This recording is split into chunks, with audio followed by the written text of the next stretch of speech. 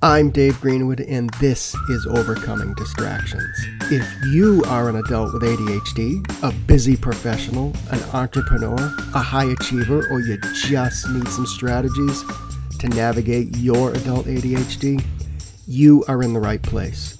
Who am I? I'm an entrepreneur with ADHD and the author of 2 books, Overcoming Distractions and Overcoming Burnout. I've worked with hundreds of people just like you, and together we navigate the ups and downs of adult ADHD. Want more info on working with me? Hit overcomingdistractions.com. Ready? Let's get to today's podcast.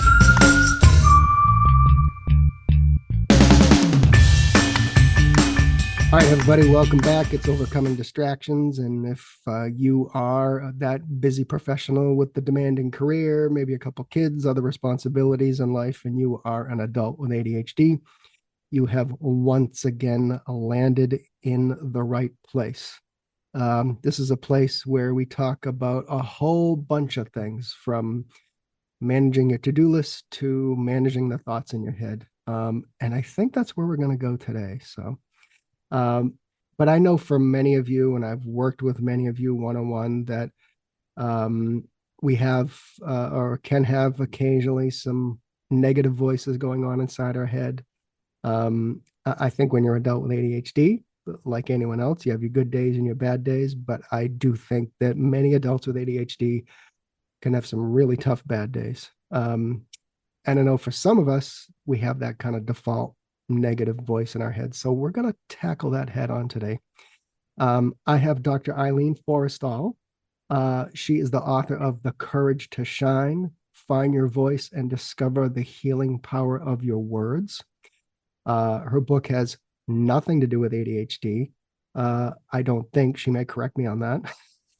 But it has a theme that many of us we really need to take note of. And I think many of us, like I said, struggle with that voice in certain situations, struggling to find fulfillment. Maybe we need to navigate a tough situation. And that's where I believe the theme of healing power of words can really help us all. So we're going to take a little bit of a ADHD twist to Dr. Forrestal's book, if she's okay with that. And just quick introduction. I'm going to let her finish because I never do these introductions justice. So she's a former anesthesiologist. She transitioned from a career of, I like this, putting people to sleep to waking people up. I love that, through her words and actions. So welcome. Well, yes. Thank you, David. I'm very happy to be here. Yeah. So you, in your book, you start off with kind of a life-changing incident. Can you tell people about that? Because that's kind of where you start your kind of story in the book. Yeah. And, life-changing incident at 3.5, it's like life changed quite early, I think, for me. So whether you call it a change or just something that happened in life in which I had to adjust, I suppose, to later on. So Yeah. at the time, look at it, it was just, I was a curious child, obviously, probably into a lot of stuff, and found myself like in the pantry, high up in the top shelf, and managed to find a bottle of junior aspirin, new junior aspirin. Of course, I think they're sweets, and bring them down and try and share them with my brother, and he doesn't want any. He thinks maybe this is not a good idea, and then I have them all. So I think I have, 40 junior aspirin. And Wow. anyway, I don't know. Anyway, my mother obviously realizes fairly quickly that things are not good. The tablets are all gone, and I'm looking a little bit, embarrassed. And so I get whisked down to the local hospital, and I have my stomach washed Hmm.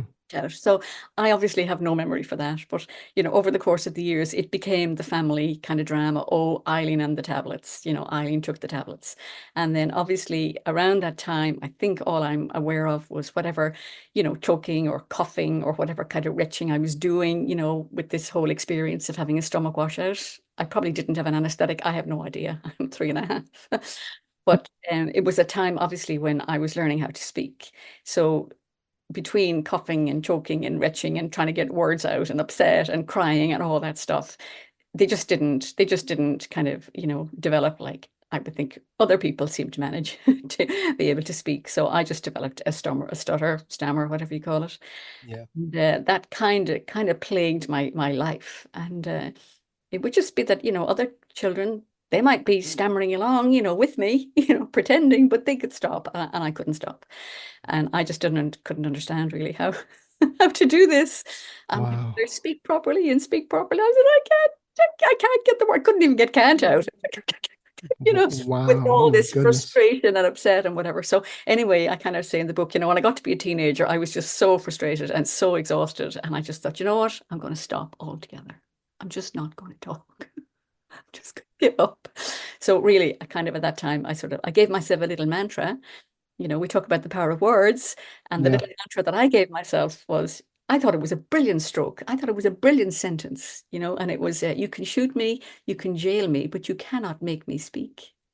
So that was kind of my mantra. Now that was really handy, but didn't really make for a very successful kind of life or career. But anyway, it did in one way, but it didn't make for a lot of self-expression, put it that way. How you speak very well now. So what changed when you were young or whatever age to uh maybe redirect your thinking? Yeah. I think that's the hard part to kind of explain.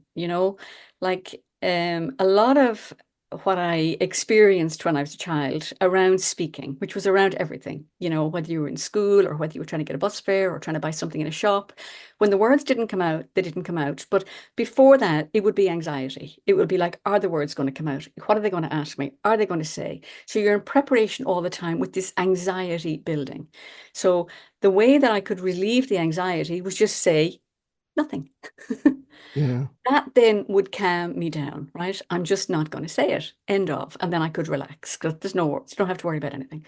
So when I was in school and they were, looking for what am I going to do with school, telephones were like a no-no. And I thought, a job and having to talk to people like that, how was that going to work? So my brother had gone to college the year before me and he talked about university. And I thought, that sounds like a really good idea.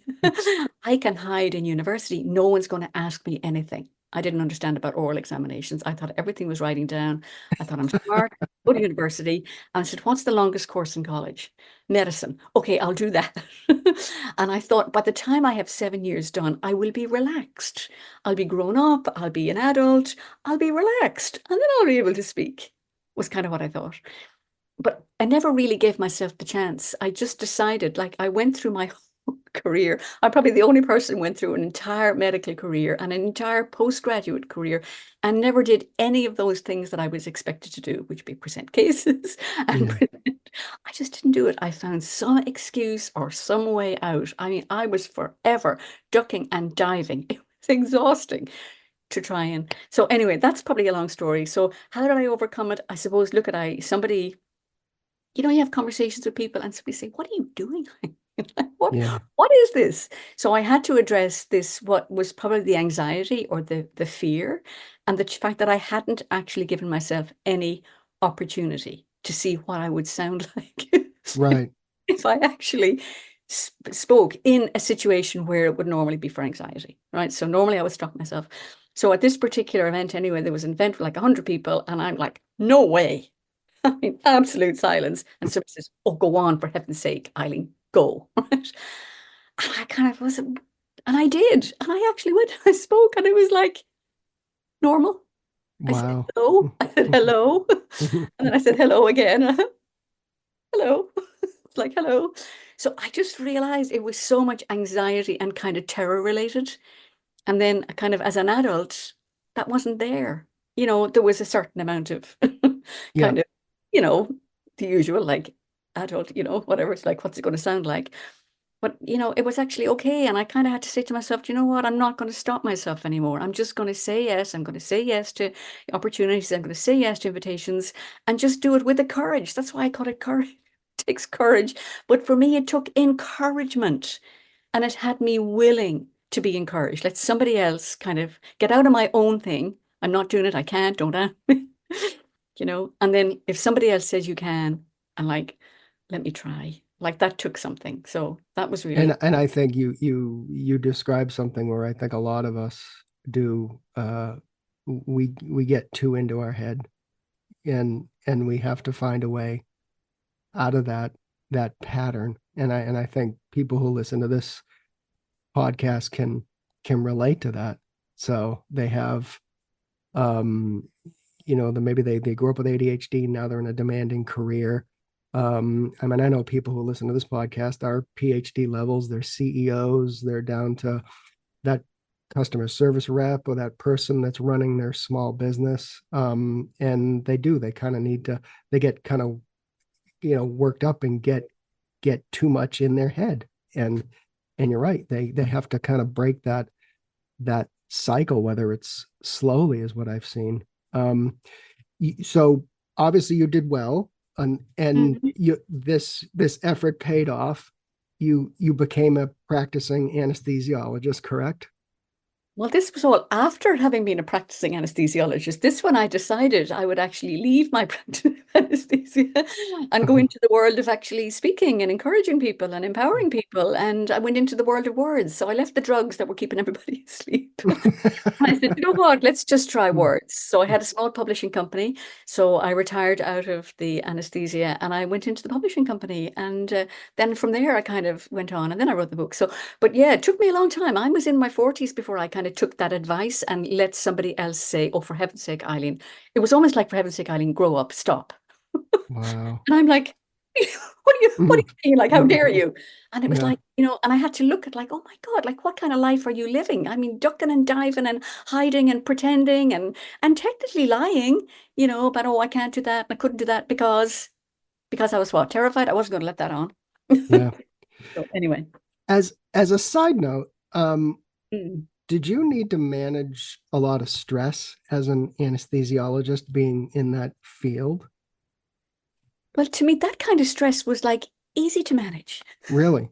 Because you just had to do the thing. You just had to do the thing. When you just did the work, you did whatever it was. It was a very stressful environment, obviously, Mm. theater, intensive care, the labor ward, like they're all stressful environments. But for me, there were things where you could take action. You could just do the thing. Whereas in the language trying to speak, the thing that I was avoiding was the thing that I couldn't do, which was actually speak. So I couldn't get the words out to relieve the stress. The only way to relieve the stress was not let the words out. Whereas in every other walk of life, you relieve the stress by just doing the thing. So it didn't occur as stressful. It just occurred as something I had to do, like it was my job, which I really Mm. enjoyed. And it didn't, you didn't have to say much. Most of my patients were asleep. Well, I guess, or close to it, right? Exactly. So you've kind of alluded to it a little bit, but um, what does finding your voice mean to you? Yeah. Well, to me, it was around, I say it in the book. The underlying part of it was the kind of the anger probably that I directed towards my mother.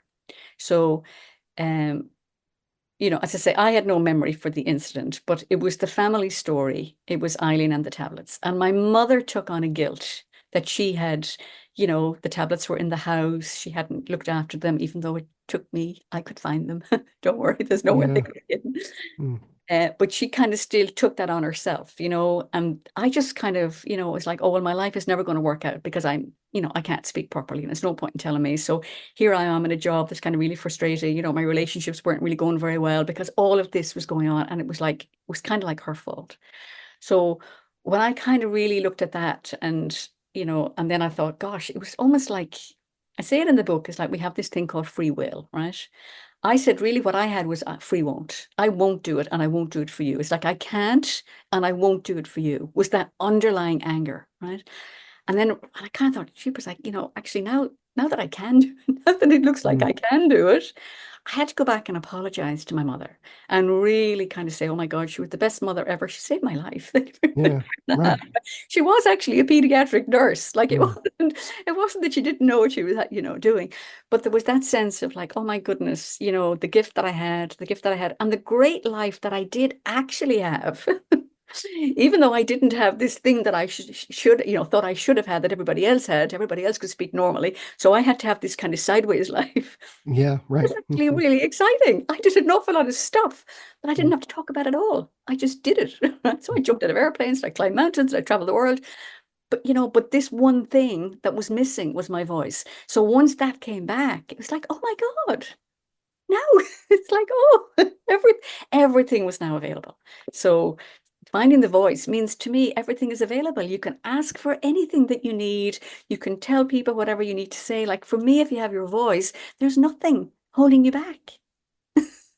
So It's interesting you say that, where all the other things you just talked about, jumping out of planes and all the other stuff, but the voice was most important to you, correct? that was the one that was missing. And that's the one that I really, suffered for and punished everybody else for.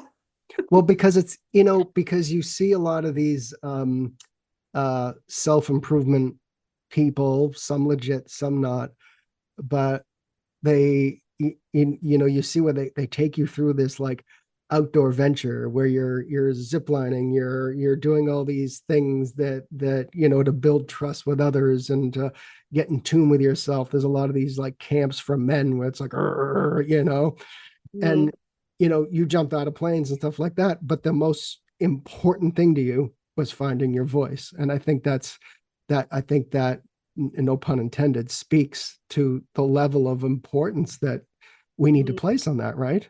yeah. Yeah. Yeah. And being able to go back and apologize to my mother.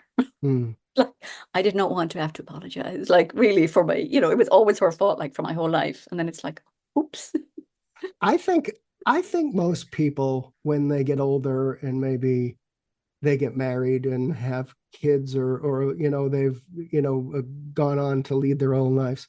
I think most of us should apologize to our parents. I think so. I'm not a parent, but my God, it's like honestly what they have to put up with. I observe that and observe. I'm thinking, oh I'm yes, sorry for everything. everything. Yeah. Sorry for being that bolshy teenager.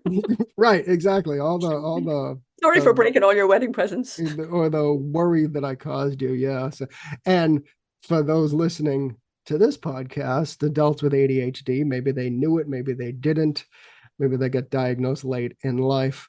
I think a lot of us probably put a few gray hairs on our parents by just the way we the habits we had or the whatever happened, the calls from school, everything else. So As I say, um it's the stuff we got away with.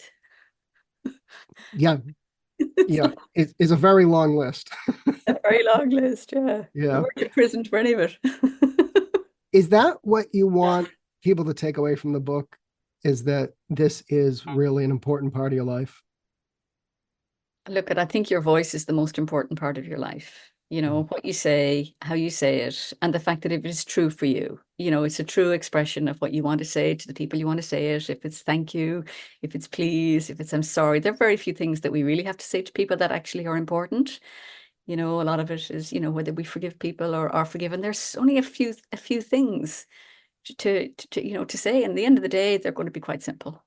We get very, very complicated with a lot of drama, a lot of explanations, a lot of blah, blah, blah, blah, blah. And then that gets in the way of a lot of our really important relationships. And really, all they're looking for some simple words like, I'm sorry. Yeah.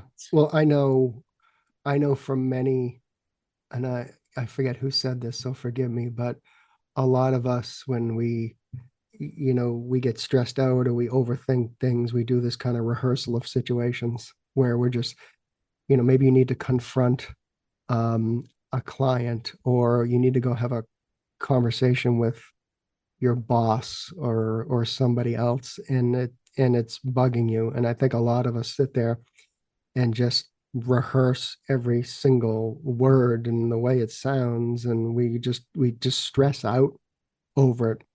You're saying this might be a little easier than we think, right? I think so. I think just show up Yeah.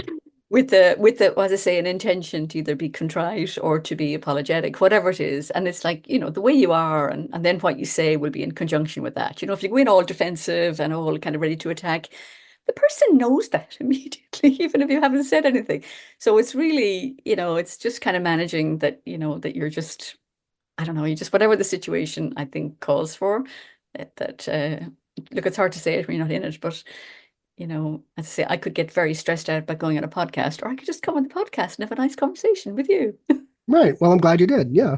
Yeah. I I, I think I think I mentioned this before we hit the record button that there's a lot of people, um, especially women, that's just a fact, in the ADHD world where they get diagnosed later in life.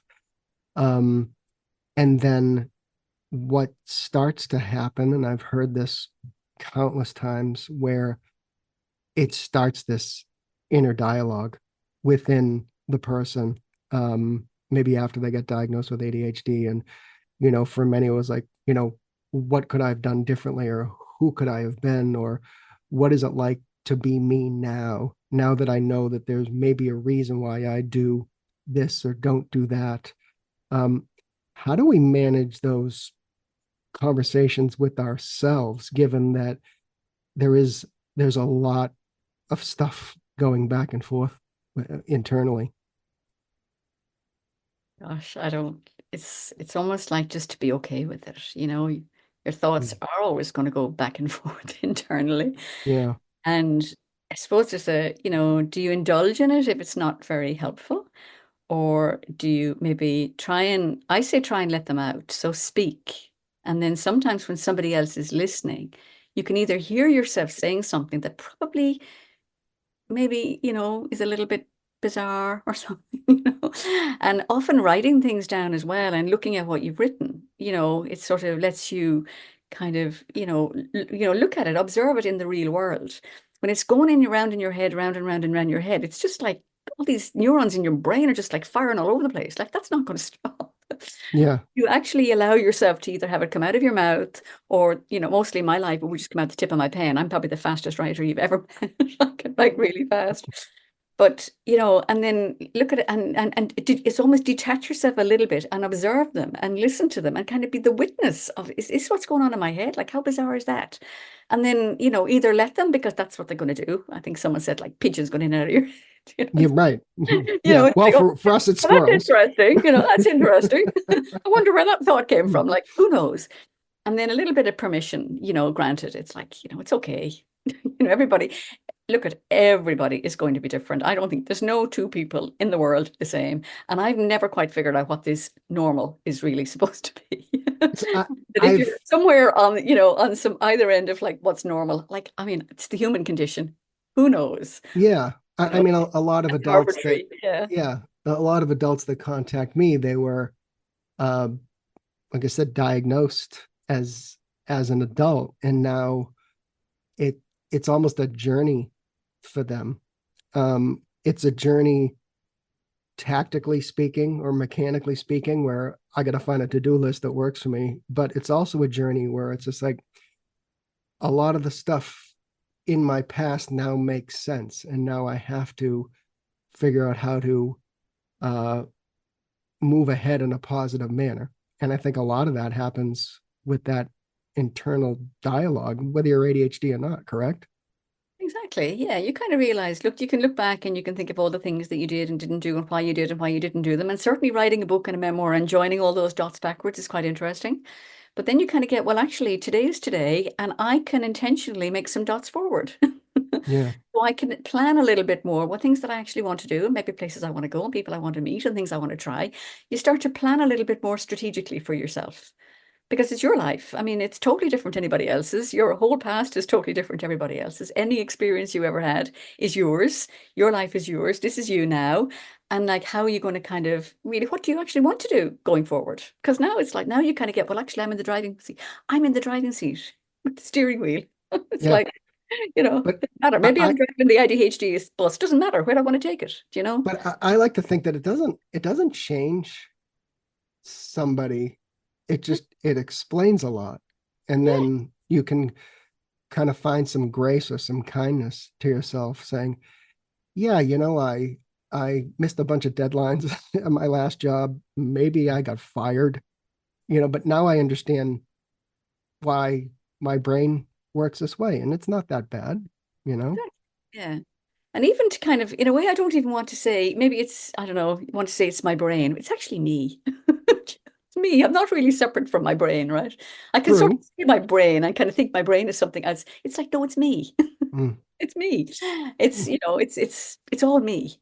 So yeah, I suppose I just have a thing about we don't separate ourselves. We are the embodiment of everything. I take myself, my brain doesn't really take me for a walk. It kind of does, but I take my brain too.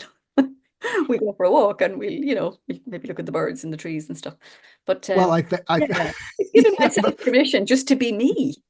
but I do think a lot of people with ADHD would be like, why is my brain doing this to me? Maybe just, permission, or it's Yeah, like, and I think, look at as I say, we're all a little bit different. I do other kind of, when you look at kind of different energies that people have, and I have this thing anyway called this dynamo energy, right? It's kind of creative. I'm kind of, ideas all the time. And that's just me. Other people are much more tempo energy. They're very grounded. They listen. I'm not like that. They're great. I need those on my team. I need them in my corner, but it's not me. I do it this way. So it's permission to be me. And I don't do it with intending to harm anybody else. I don't do it intending to, complain about anybody else. They're not like me. And I think that's one of the things that we have is like, we think that other people should think like we do. And then it's yeah. like, when we don't think like other people, then what does that make us? It's like, no, everybody thinks differently. Everybody thinks differently. And it's just to be okay with the way we are, I think. That's how I think. No, and I think that is, um, if you look at again the listenership of this podcast and adults with ADHD, we do think differently. I think there's a part of the ADHD brain that has a lot of positives. Now, there's some people who say it's their superpower, and then there's people on the complete opposite end of that. It's like it's far from a superpower. I can't even get out of bed in the morning. But I think there are some positive aspects that we do need to continue to remind ourselves on, like you say, the creativity, the problem solving, the all the things that maybe we tell ourselves we're not good at, but we actually are when we're in the right environment. And we need to continue to tell ourselves that, as you say, this is me, right? Yeah. Sometimes the title, it can be liberating. It gives you permission to be you. It gives you permission to be different to other people. But we're different for lots of reasons. My hair is different, the way I think is different, the way I look at the world is different, my point of view is different, my opinions are different. It's still allowing. Again, I don't have the experience of, being ADHD or being, tormented by, thoughts or on the kind of thing, like, not being able to get out of bed. I can understand that, people can have that experience, but not being able to relate to that, we'll say from this, I'm just, I suppose from a medical point of view, obviously you want your mind to be quiet. You do want your mind to be quiet and not that your thoughts aren't, completely overwhelming you or whatever. And one of my things is just really get kind of into that world of nature, where things are calm and you can look at grass and you can look at, a horizon, you can look at a tree, you can look at things which will actually quieten your mind because you'll focus on something, your eyes will look at something, and if you let yourself think about it long enough, you can think about, a tree, you know, whatever.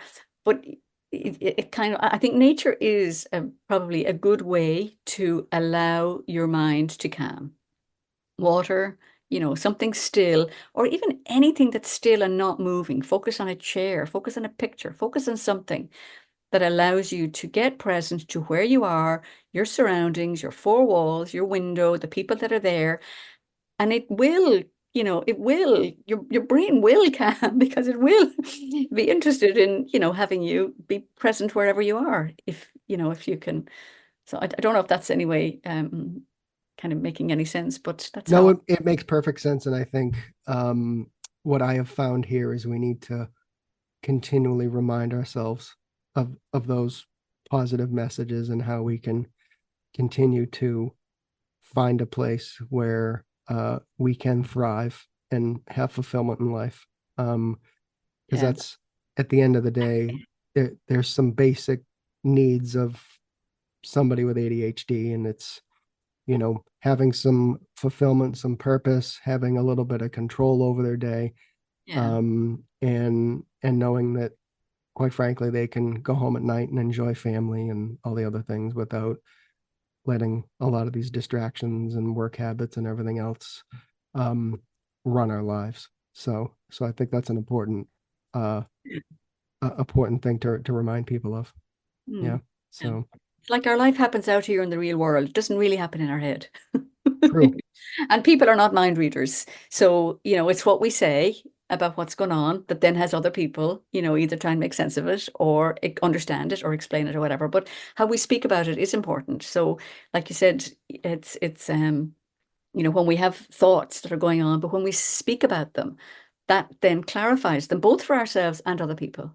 So just allowing ourselves, I think, to speak about them, slow them down. I say slow them down, whether they're proper or not, let them out and then listen to them when they're out, but not have them just run around, that's kind of it's like do whatever you can do to like they say get into their, the table, the chair, the wall, whatever it is, Yeah. anything that's not moving. And then Yeah. a lot of the thoughts should Yeah. ground.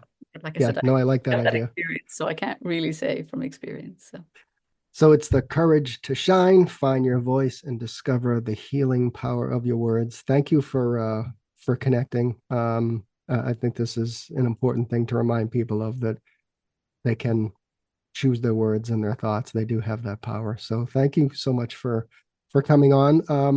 The book is obviously on Amazon as well as everywhere else you find your books, correct? yeah, it looks like that. I don't have the book with me now, but that's this, The Courage to Shine.